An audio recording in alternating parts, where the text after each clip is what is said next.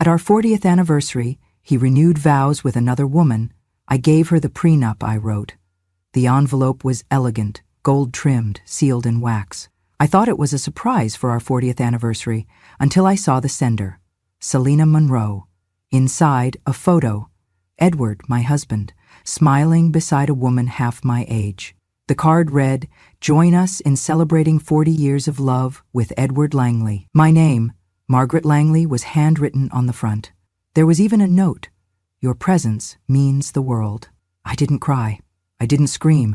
I just placed it on the table, turned off the kettle, and sat in silence. 3 days later, I pulled out my old wedding dress. Ivory lace, hand-sewn hem, tiny seed pearls. It still fit, loosely now.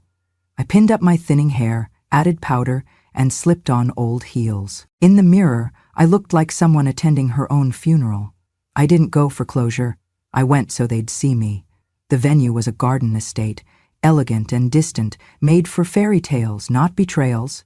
I walked in alone, past rose petals and violins, the kind of beauty meant to soften a blow. Then I saw it. White chairs, floral arch, twinkling lights. "Thank you for joining us to celebrate the extraordinary love of Edward and Selina." Applause. And me, frozen, silent, at my own husband's wedding. They stepped out smiling, Edward in the cologne I'd bought him, looking 10 years younger. Selina draped in silk white, perfect and poised. He held her hands. "Selina," he said, "you taught me what it means to be chosen." Chosen. After 40 years of burnt dinners, hospital nights, and folding socks in silence, he said he never knew love until her. The crowd sighed. She dabbed a tear. And I stood alone in the grass, unacknowledged. Not a guest, not a wife, just a shadow watching her life be rewritten. Without her. I didn't faint. I didn't scream. I just stood there, still clutching the invitation in my hand like a calling card from hell. Someone brushed past me, a young woman with too much perfume and a clipboard. She glanced at me, blinked, and said, "Oh, ma'am, you're not on the seated list. Family is up front." I opened my mouth. Nothing came out. Then she smiled and added, "But if you'd like to leave a message for the couple, there's a guest book by the fountain." A guest book at my husband's second wedding, to a woman who had the audacity to invite me. I looked down at the gold script on the invitation again. "Your presence means the world." They didn't mean that. They meant my absence did. They meant they wanted me to witness my own erasure, politely, quietly, in pearls and silence. So I stayed. Not out of pain, but out of spite, because they wanted a clean story. A love that was never tarnished. A man who'd outgrown his past and found something true. And I was going to remind them, gently, graciously, devastatingly, that his past had a name. Mine. Margaret Langley, the first and only Mrs. Edward Langley. And I had a vow of my own, just not the kind they expected. They sat me at the table closest to the kitchen, next to a utility door that swung open every 2 minutes, with the smell of garlic butter and clanging dishes. My name wasn't on the place card. It said Guest 17 in thin script. No last name, no title. A woman I didn't recognize, with too much blush and a laugh that grated like cutlery on glass, leaned over and said, "Are you with the Monroe side or Edwards?" She didn't wait for my answer before turning away. The table was full of people who didn't know me. Strangers sipping champagne, talking about a love story they'd only heard one side of. Not one of them looked over when I sat down, not even my own children. Daniel arrived first, my son. He wore a tailored navy suit that looked like it cost more than my first car. He didn't see me at first, or maybe he did and pretended otherwise. When he finally made eye contact, it was quick, blank. He gave a tight smile, one of those corporate nods people use at networking events. Then came Anna, my daughter. She looked stunning. Recently red silk dress, perfect makeup, earrings that sparkled like her father's promises. She walked in on the arm of a man I didn't know. She passed my table, slowed for half a second, and leaned toward Daniel. "She came?" she whispered, not quite quiet enough. Daniel shrugged. "Don't look, maybe she'll leave." Then Anna laughed. And then, quietly, like a dagger hidden in silk, she muttered, "She looks disgusting. Why would she show up like that?" I turned my head, pretended I didn't hear, stared at the centerpiece, a bouquet of lilies and roses I would have loved 20 years ago. I could feel my hands trembling in my lap, The dress I wore, my wedding dress, once white, now yellowing at the seams, suddenly felt like a costume, like a relic no one wanted to remember. I had raised them, cooked for them, stayed up all night when they had fevers, fought bullies, broke hearts. I missed my own mother's funeral because Anna had appendicitis. I pawned my engagement ring once to pay for Daniel's first semester books when he forgot to apply for aid. But tonight, I was the stain in their story. Up front, the music swelled again. The MC returned to the microphone, a polished smile plastered on his face. And now, friends, he beamed, we reach the most heartfelt moment of the evening. Edward and Selena, two souls who've traveled life's path with depth and grace, are ready to exchange tokens of that journey. Rings symbolizing not just commitment, but rediscovery. I could hear Edward's laugh from across the garden, that same deep charismatic chuckle he used when charming someone new. Before the rings are exchanged, the MC continued, we'd like to invite a very special young man to join us. The bridge between past and future. Selena's son, Nathan. There was polite applause, and then silence as a man walked onto the stage. He looked to be around 30, tall, broad-shouldered, hair thick and dark, just like Edward's used to be before it went gray. But his smile... No, that smile didn't belong to Edward. That smile belonged to someone else entirely, someone I hadn't thought of in years. James, Edward's younger brother. James had lived with us for almost a year, back when he was in college and couldn't afford rent. He'd sleep on our couch, help with the kids, and wash dishes when I cooked too much. He was charming, loud, always chasing something. I never liked the way he looked at me, or at other women. He had no boundaries. Edward said I was being dramatic. One night, I caught Selena sneaking out the back door while James was in the shower. That was 29 years ago.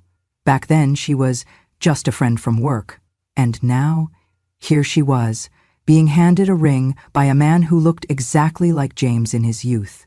I felt my stomach twist, a slow, deep curl of nausea that crept from the base of my spine to the edge of my throat. Kalina took the ring, kissed her son on the cheek. Edward smiled beside her, clueless or pretending to be.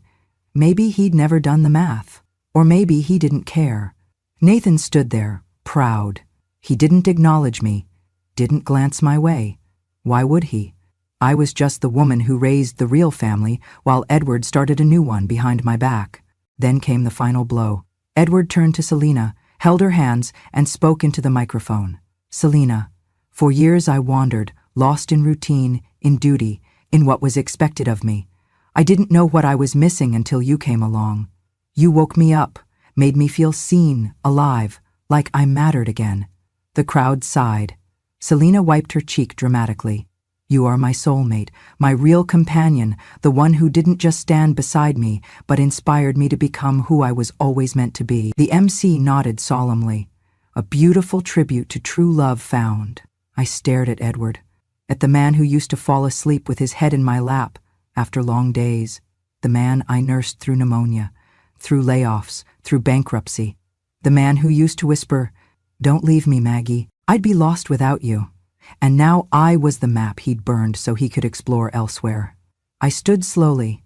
No one noticed. I walked past the tables, past the champagne flutes and the dessert trays, past the twinkling lights and carefully rehearsed lies. As I reached the exit, I paused just long enough to look back. Edward and Selina were dancing now, swaying under fairy lights, locked in a pose that looked like permanence. But I knew better, because I knew where the cracks were buried, and I still had the original blueprint. They thought this was the beginning, but it was just the second act, and I was no longer an extra in their play. I wasn't always like this. There was a time, not so long ago, though it feels like another life now, when heads would turn when I entered a room, when people leaned in to hear what I had to say, when my laughter was light and my posture was proud and my hair caught the sun just right. I was the kind of beautiful that didn't need explanation, not flashy, not loud, just present, unapologetically alive. I was 21 when I met Edward. He was 26, already on his second company car and first heartbreak. He was charming back then, tall, ambitious, and just broken enough to feel like a project. I mistook the cracks in him for places I could pour my love into. He said I looked like someone out of a painting. that I was the kind of woman men write songs about and spend decades regretting losing. I believed him. I fell fast. I thought he did too. We got married in the spring. I wore the ivory lace dress my mother helped sew. He wore his late father's cufflinks and grinned like a man who'd won something precious. I didn't notice that he always looked around when pretty waitresses passed our table. I didn't notice that he never remembered my favorite flower or the name of my sister. I thought marriage would smooth those things out, that love would be enough. We bought a house, modest and bright, with a garden out front. I got pregnant 6 months after the honeymoon. Daniel was born first, then Anna 2 years later. I had dreams, finishing my degree in English, becoming a teacher, maybe publishing that collection of poems I'd scribbled in college, but then the daycare was too expensive. Then Edward lost his job for the first time. Then Daniel got sick and needed round-the-clock care for 3 months. And suddenly, I wasn't a woman with dreams anymore. I was a mother. Then I was a homemaker. Then I was background noise. I told myself it was okay, that I was doing something noble, that my sacrifice meant something. But sacrifices, I've learned, only count when someone remembers them. By the time Anna turned 5, Edward had started staying out late. Meetings, he'd say. Networking, client drinks. I'd stay up waiting. Sometimes I'd fall asleep on the couch, my neck stiff and my heart hopeful. One night, he came home at 3:17 a.m., smelling like hotel soap and someone else's perfume. I said nothing. I wanted to scream, but Anna had a field trip the next morning and Daniel had his first piano recital. So I made breakfast. So I smiled. So I folded his shirt the next day, even as my hands shook. When Daniel was 10, I found the first real proof, a receipt for 2 at a restaurant I'd never been to, on our anniversary. I confronted him, quietly, in our bedroom after the kids were asleep. He looked me in the eye and said, "Don't ruin this over something small." And I didn't. Because I had children who loved their father. Because I still believed he might come back to me.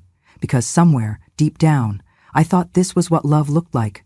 Patient, enduring, one-sided. The years blurred. One day I woke up and didn't recognize the woman in the mirror. My once bright hair was streaked with gray and tied in a permanent knot. My hands, once soft and ink-stained from poems, were red from dishwater and cracked from winters without gloves. My posture was curved not by age, but by years of leaning down to clean, to comfort, to carry. I looked tired even when I slept. I looked quiet even when I spoke. I looked invisible even to myself. But Daniel always had clean clothes, and Anna never missed a birthday party, and Edward always had dinner hot on the table, even when he came home 2 hours late. I called that love. I remember the day Anna told me I was embarrassing. She was 15. We were at the mall, and I had worn one of Edward's old sweaters over my dress because the air conditioning was too cold. I had tried to fix my hair in the car mirror, but didn't have time to redo my makeup. She looked at me, then looked around and whispered, "Can you walk behind me?" I said nothing, just nodded. That night, I went to bed early. Edward came in past midnight, drunk and laughing into his phone. I stared at the ceiling and thought, this is how women vanish. Not all at once, just one insult, one silence, one missed hug at a time. I used to be radiant, but light can't shine forever when no one looks at it. They say I let myself go, but I didn't let go. I was pushed. I was worn down. I was used by children who only remembered the mother who packed lunches, not the woman who loved books and Bach and red lipstick, by a husband who only saw me as something to lean on until he found something younger, shinier, easier. Every wrinkle on my face has a name. Every sag in my skin is a price I paid. And yet, when they saw me at that wedding, in that old dress, with my back a little curved and my shoes a little scuffed, they saw shame. They didn't see the war I'd fought. They didn't see the fortress I had been. They didn't see that I had burned so bright for them that there was barely anything left of me. Until now. Because now, I'm tired of being a ghost in my own life. Now, I remember who I was. And if they think I'm done, then they've forgotten who built the house they're standing in. And what happens when the woman who laid the foundation decides she's done being quiet? I left the party before the cake was served. No one stopped me. Not Edward, not Selena, not even my children. I walked past the valet, who didn't recognize me from earlier. I waved him off and found my own keys in my handbag. The drive home was quiet. No music, no tears. Just the sound of rubber on pavement and the dull thump of my heart against my ribs. I wasn't sad. I was steady, like a pendulum that had finally stopped swinging. When I got home, I didn't take off my dress. I didn't wipe off the powder from my cheeks or untie the bun in my hair. I went straight to the bedroom and dropped to my knees in front of the old walnut dresser. The second drawer stuck, just like always. I bumped it with my hip. It groaned open. Beneath the folded sheets and a box of expired Christmas cards, there was the little black key. I hadn't touched it in almost 4 decades. I stood up, walked to the closet, pulled away the coats, and reached behind the sewing box. There, behind a stack of tax returns and birth certificates, was the fireproof safe. I unlocked it. The hinges moaned. And there it was, just as I remembered. A manila folder with a single label in my handwriting. Prenup draft, 1985. I had written it the year Anna was born.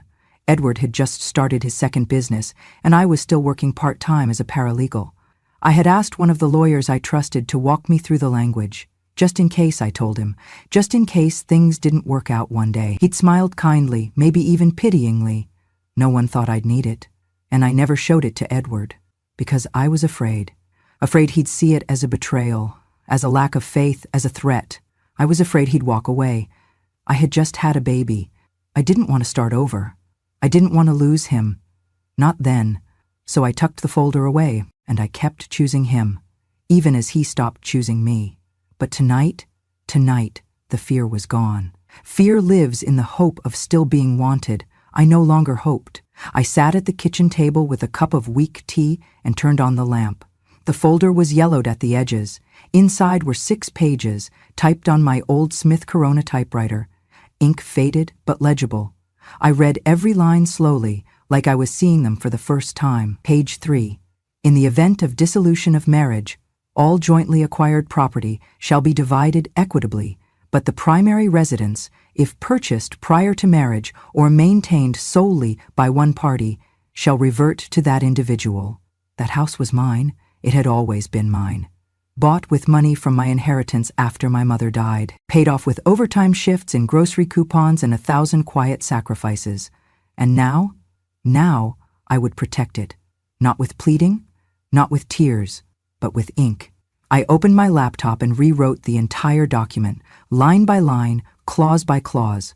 This time, no hesitation, no compromise. I added new sections. I removed the word equitably. I replaced it with solely, undisputedly, non-negotiable. I included a detailed appendix of all property and liquid assets. I attached the deed to the house, the vehicle titles, the savings account I'd built quietly in my name over the past 5 years, bit by bit, from birthday money, leftover grocery cash, and the side sewing jobs I did while Edward was networking. I wrote a cover page.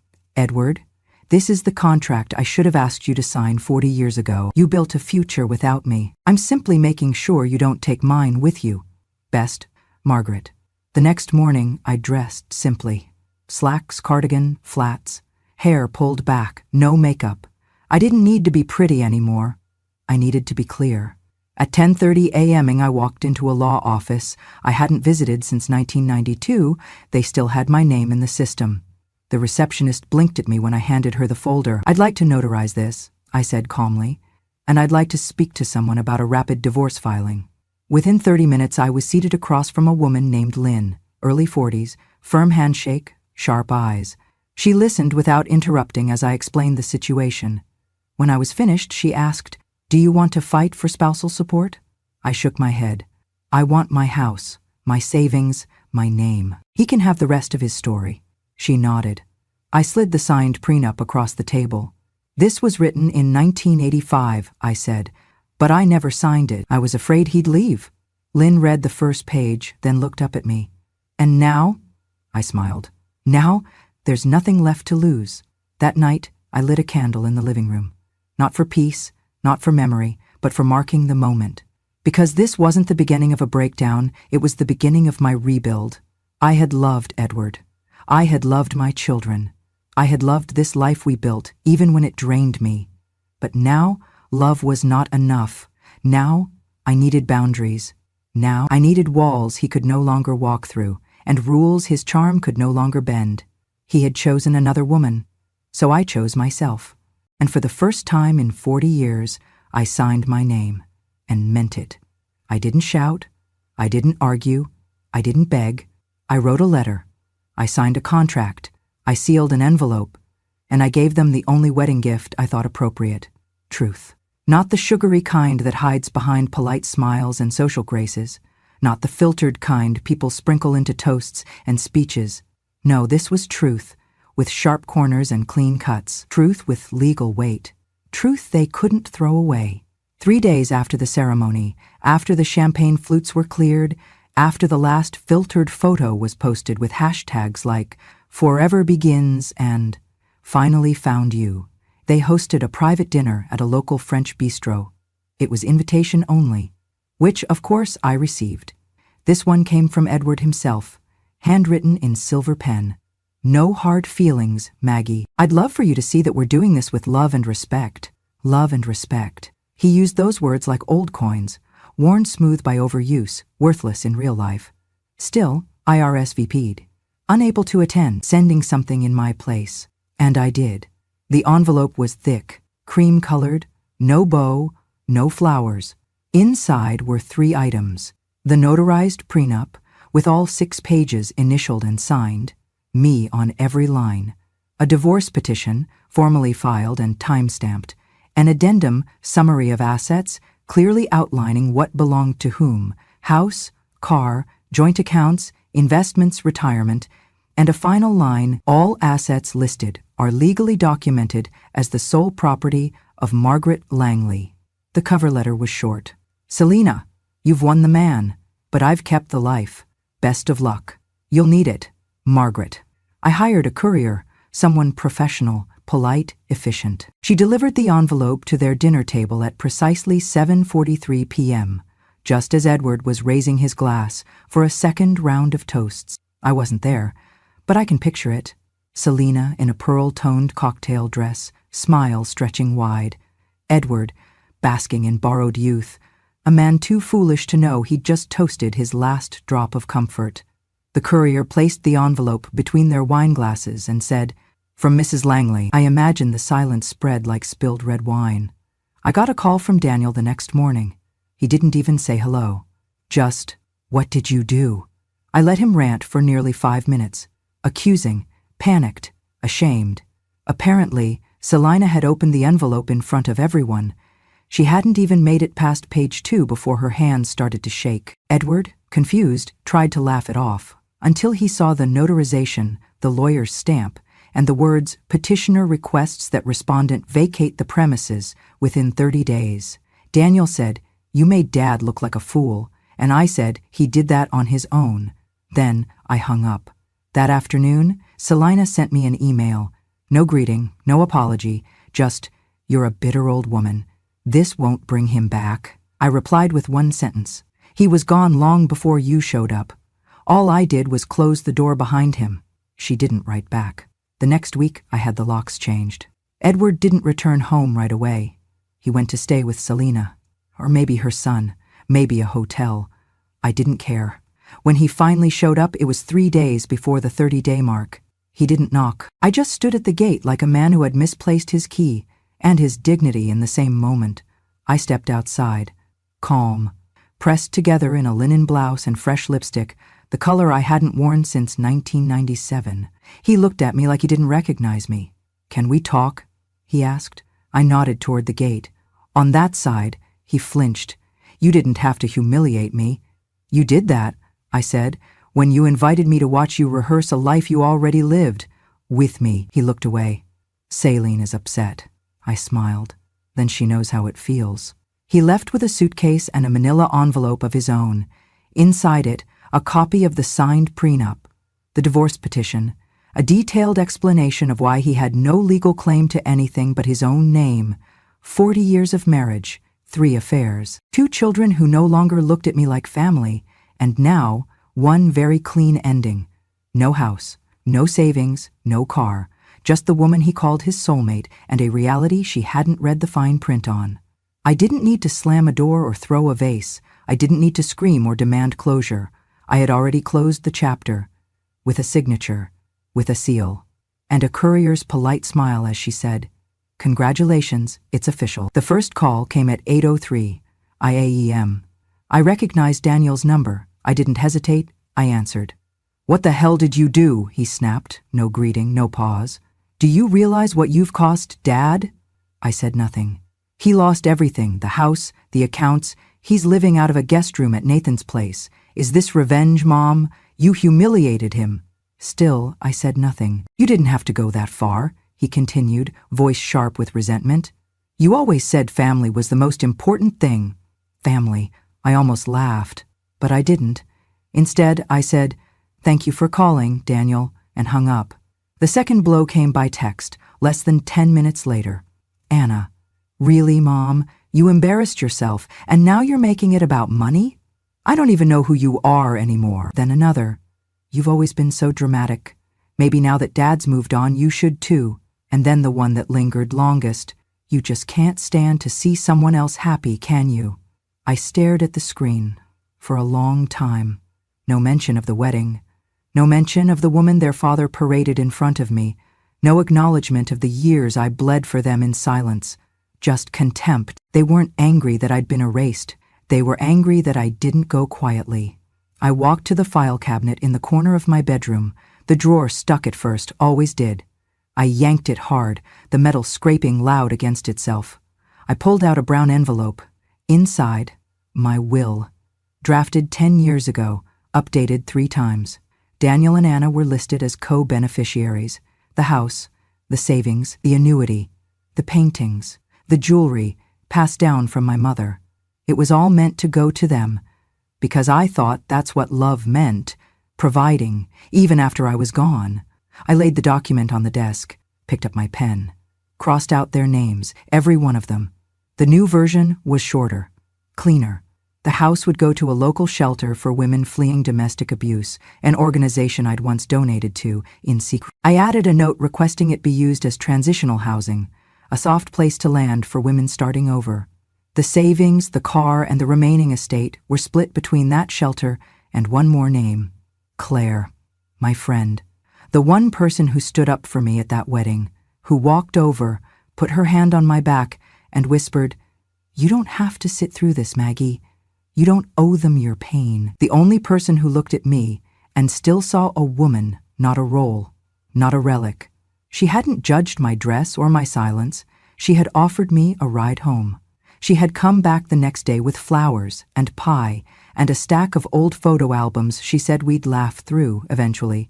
She didn't owe me anything, but she gave me everything my own children refused to. I called the notary that afternoon. We signed the updated will in my kitchen. No drama, no ceremony, just initials, signatures, and one quiet line I wrote in the margin myself. I once believed motherhood was unconditional, but I've learned it should never be unreciprocated. Later that night, I stood in the hallway, staring at the framed photos lining the walls. Daniel's graduation, Anna's sweet 16, family vacations, all funded by sacrifice. Smiles that hid exhaustion, memories that didn't include my pain. I took them down, one by one, wrapped them gently in newspaper, placed them in a box labeled, "For storage." Not thrown away, not destroyed, just removed from the places where I once needed to see love reflected. I used to believe that being a mother meant giving everything, but now I see the truth. You can give everything and still be disposable. And if they could call me selfish for finally choosing myself, so be it, because the truth is simple. I was their mother, but they were never truly mine. Not when they chose convenience over character. Not when they stood by a man who betrayed me and a woman who tried to erase me. Not when they told me I was the problem for finally saying enough. I'm done proving my worth to people who measured it in silence, and I'm done mourning children who stopped being mine the moment I stopped being useful. They lost a mother, but I gained something far greater. A future where I don't have to ask for space in a life I built. A peace that doesn't ask for permission. And a voice that no longer trembles when I say, I choose me. It was a rainy Thursday when Edward showed up at my door. I hadn't heard from him in over a week, not since the dinner, Not since the prenup, not since the locks were changed. He didn't knock right away. Just stood there in the drizzle, clutching an umbrella like a man unsure of whether he was arriving or retreating. When I finally opened the door, he looked smaller than I remembered. Not older, not weaker, just less. His suit was wrinkled, his shoes muddied, his hair messy in the way that used to charm me when we were young. Now it just looked careless. "Maggie," he said, the words soft as steam. I didn't answer. "Can I come in?" "No." He glanced down, ashamed. And didn't know what she'd done. I swear I didn't. I crossed my arms, letting silence sit where compassion used to live. He cleared his throat. "I was stupid. I see that now. I lost everything. But you were always steady. Always. You." Still I said nothing, because what do you say to a man who tried to replace you before you were even gone? He reached into his coat and pulled out a folded piece of paper. It was damp at the corners, smudged. I had the test done." I didn't move. He handed it to me like a child passing forward a note in class. I didn't even have to unfold it. I knew what it said. 2 weeks earlier, a letter had arrived at my lawyer's office. Anonymous. Inside were 2 items, a tip and a hair. Nathan's hair. The note was short. "He's not who you think he is. Ask for a DNA test." From Edward's side and James's. James, Edward's younger brother. The one who once slept on our couch. Who used to babysit when I ran errands. Who flirted shamelessly with anything that breathed. The one who disappeared abruptly when Selina first entered our lives. The resemblance I'd noticed at the ceremony wasn't my imagination. It was memory screaming to be acknowledged. I'd passed the evidence to Lynn, my lawyer. She handled the rest. The results were conclusive. Nathan was not Edward's son. He was James's. Selina's child had never been Edward's legacy. He had been James's mistake, or Selena's strategy, or both. Edward shifted on the porch. The rain had begun to soak through his coat, dripping from the edges of his sleeves. "I didn't know," he whispered again. "I didn't know she'd been with James. Not then." I raised my eyes slowly, deliberately, until I met his. He flinched. For once, he didn't have the upper hand. Not with charm. Not with nostalgia. Not with shared history. I stepped forward. "Do you remember the night I found the receipt?" I asked, voice low. He blinked. "What receipt?" "The one from 1994. 2 entrees, champagne, a hotel room. You said it was for a client." His face twitched. "That was business." "No," I said, sharper now. "That was Selina." He opened his mouth, closed it, opened it again. I kept going. "You started something with her nearly 30 years ago. You left crumbs everywhere. But I stayed. For the kids. For the house. For the version of you I thought still existed." He shook his head. "It wasn't like that." "It always was." I stepped back, placing the DNA test gently on the side table just inside the door. "You replaced me while I was still breathing," I said, "and then tried to parade my corpse past a crowd like I'd died quietly and gracefully." He said nothing. Only the rain filled the silence now. "And now," I added, "you know how it feels." He furrowed his brow. "To be replaced," I said. "To look at someone and realize you never mattered as much as you thought you did." He staggered back like I'd struck him. "Maggie, please." "No." I didn't raise my voice. I didn't need to. "This isn't forgiveness," I said. "This isn't closure. This is clarity." I let the next words fall slowly, one by one. "I loved you more than you deserved, and I buried myself for your comfort, but I'm not your widow. I'm your lesson." He left without another word. Didn't even take the umbrella. Just walked into the storm, shoulders hunched, a man undone, not by anger, but by being seen for the first time. That night, I lit a single candle in the kitchen. Not for him, for me. Not for grief, for survival. Not for what was lost, but for what I had refused to lose any longer. Myself. I poured a glass of wine, sat by the window, and watched the rain wash away whatever was left of the man I once called home. Because now, I didn't need his name. I had reclaimed my own. And that was the final vow. The divorce was finalized on a Tuesday morning. It took just under 7 minutes. The judge barely looked up from the papers. Edward didn't show up. His lawyer handled it all on his behalf. There were no arguments, no final pleas, No attempts to reconcile, just signatures, initials, and silence. The kind of silence that felt not empty, but complete. I stepped out of the courthouse with the decree in my hand and sunlight warming my shoulders. The air felt clearer than it had in years, like someone had finally opened a window in a house that had been suffocating for decades. Outside, Claire was waiting in her little blue hatchback, engine running, sunglasses perched atop her head like a crown she'd never bothered to polish. She rolled down the window and grinned. "So, are we officially done with that bastard?" I held up the document like a trophy, that free and legally fabulous. She whooped and leaned across the passenger seat to push open the door. "Then get in. We've got plane tickets and no curfews." The house was empty when we returned. Edward and Selina had left the day before. I'd given them a deadline and stuck to it. No exceptions, no delays. My lawyer had arranged everything, clean break, no contact. They didn't even leave a note. Fine by me. The bedroom was stripped bare. No photographs, no cufflinks, no scent of his aftershave lingering on the pillow. Just the quiet echo of something that used to feel like love, and now felt like relief. In the garage, the extra key to his Jaguar was still hanging on its hook, but the car? Gone. Let them have it. They'd need something to drive away from the wreckage. Claire and I packed light. We didn't need much. A few dresses, a pair of walking shoes, a scarf or two for the wind, and my camera. Dusty, but faithful. The one Edward gave me for our 20th anniversary, and then promptly forgot about. He never asked to see the photos I took, but now, someone would. We flew to Tuscany first, rented a small villa on the edge of a vineyard.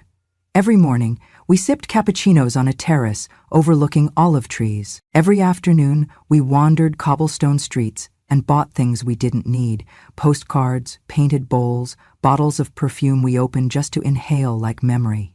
At night, we drank wine, real wine, the kind that made your teeth red and your heart soft. Claire would toast something new each time, to freedom, to good shoes, to old music, to fresh starts.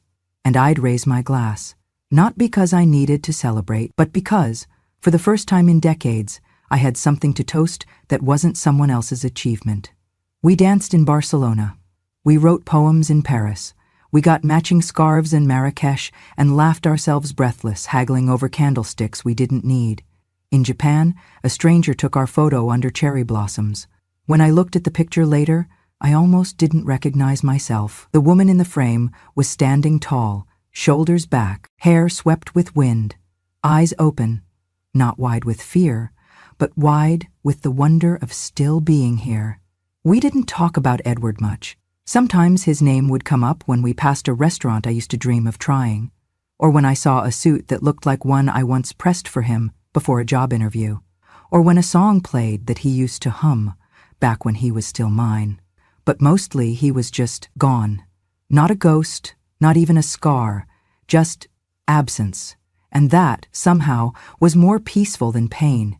One night in Greece, after too many glasses of red, Claire looked at me across the candlelit table and said, "You know, I always admired you." I raised an eyebrow. For what? Staying too long? For giving too much? She shook her head. For surviving it without becoming bitter. I thought about that for a moment. Let the weight of it settle in. "I didn't survive it because I was strong," I said. "I survived because I was too tired to keep dying slowly." Then I laughed. Then we both did. Because it was true. By the end of the 3rd month, I had more stamps in my passport than I'd ever imagined. More freckles, more laughs, more breath. I looked in mirrors and no longer searched for youth. I searched for presence, and I found it. Everywhere. When I got home, the house was just as I'd left it, but it didn't feel like the same place. It felt like mine. Every wall had been scrubbed clean of their presence. Every room breathed differently. The silence wasn't heavy, it was honest. I unpacked slowly, hung up the dresses. I printed a few photos and taped them to the fridge. Not framed, not perfect, just there, just real. And then I poured a cup of tea, stepped out onto the porch, and watched the sun melt across the horizon. I didn't feel victorious. I didn't feel vindicated. I just felt free. The next morning a letter arrived. From Daniel. No apology, just a line that read, "I still don't understand why you had to ruin everything." I folded the paper once, then again, then dropped it in the recycling bin. Because here's the truth. I didn't ruin anything. I just stopped pretending. I used to think the worst thing a woman could be was forgotten. Now I know it's worse to forget yourself. And I had. For so long. But now I remembered. What I loved, what I wanted, what I deserved, and it had never been scraps from a man's pocket or praise from a child who only called when he needed something. It had been this, a seat at my own table, a story I didn't have to whisper, a name I didn't need anyone to pronounce for me. No, I didn't win. I just stopped losing. That was enough. Betrayal is never silent. It lingers in missing names, forgotten glances, empty chairs. But the woman they pushed aside, she held the ending. They thought my silence meant surrender. It meant I was watching, waiting. And when I finally spoke, it wasn't revenge. It was truth, signed, delivered, unapologetic. If you've ever been erased, overlooked, or used, subscribe to Grandma True Stories. Because the quiet ones, we're never really gone. We're just getting ready.